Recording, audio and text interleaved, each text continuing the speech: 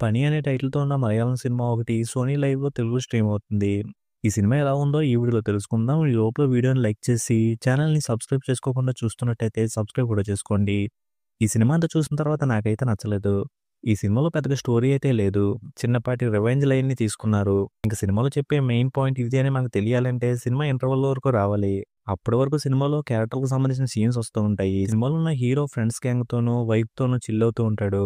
ఇంకిద్దరు villains లాంటోళ్ళేమో crime చేయడం కోసం తిరుగుతూ ఉంటారు.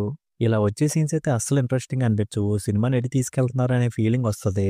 ఇంక సినిమా ఇంటర్వల్ దగ్గరికొచ్చాక చెప్పాలనుకున్న పాయింట్ ఇదే అని తెలిసినప్పుడు, ఆ పాయింట్ నార్మల్‌గా అనిపించినా సెకండ్ హాఫ్‌లో హీరోయిజం బాగా ఎలివేట్ అవుద్దేమో అనిపిస్తది.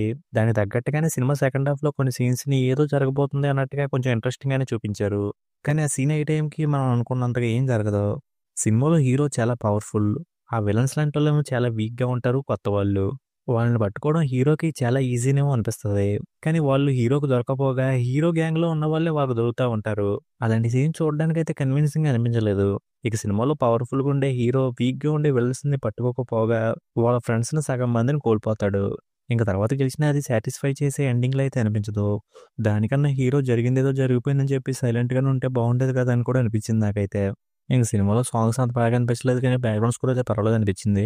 ఇంక సినిమాలో మెయిన్‌గా చేసిన యాక్టర్స్ అందరూ వాళ్ళ రోల్స్ తగ్గట్టుగా బానే చేశారు. ఫైనల్‌గా ఈ సినిమాలో చిన్నపాటి లైన్ తీసుకొని దాన్ని స్లో స్క్రీన్ ప్లేతో సాగదీసుకుంటూ సినిమాని ముందుకు తీసుకెళ్తారు. ఇంక సినిమాలో కొన్ని అడల్ట్ సీన్స్, కొంచెం వయలెన్స్ కూడా ఉంది. దానివల్ల ఈ సినిమాని ఫ్యామిలీతో చూడడానికైతే అస్సలు ఉండదు.